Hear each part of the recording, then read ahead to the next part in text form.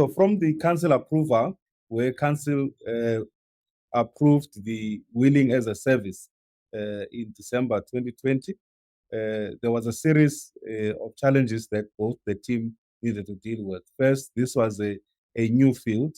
They were pioneering here.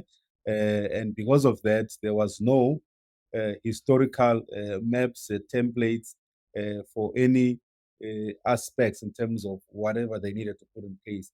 So a lot of legal requirements and support was needed in order to be able to set up the agreements and the contracts that we needed to put in place.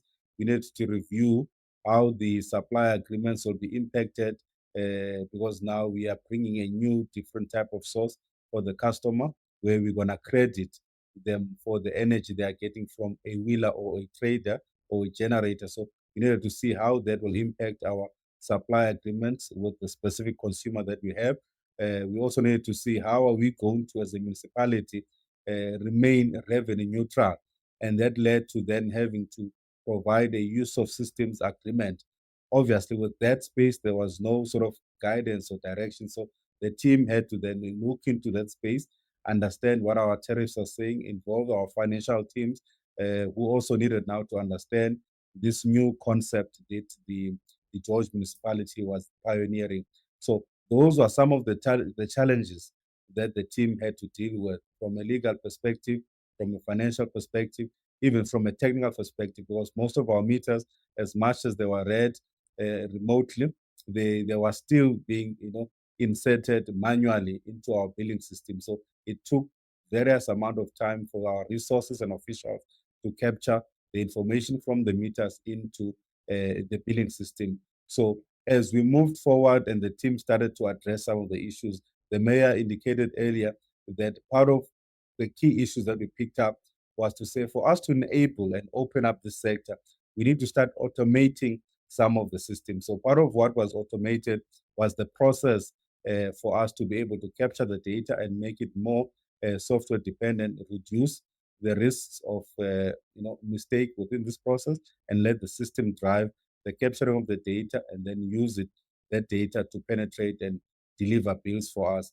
Further to that, also allow the customers an opportunity to view their usage, and there is a process we are finalizing where a portal will be in place where they can go and view their usage on a regular as well as a sort of clear basis. Secondly, we are working now as a municipality with the Western Cape government in terms of trying to standardize the use of system agreement. And this will be a very great help, not only for George, but for most municipalities within the Western Cape, and it can be even adopted by other provinces as well, where now there'll be a use of system agreement that will be in place, a template that has already been verified with a lot of legal input, experts across the country looking at it and saying this will be the method in which now going forward every municipality could adopt that. And therefore it will allow for municipalities to sign these types of agreement in a shorter space of time instead of having to be like George, where you learn in the process, taking a couple of months because you want to make sure that you do not compromise the municipality in the process. So that was the key issue. But I also want to highlight that the resource constraints, municipalities are not, sectors where there's too many resources. There's significant resource and capacity constraints. But I think the team did well to ensure that even with those few resources, they were able to capture what is critical and make sure that they put in the direction within the village framework.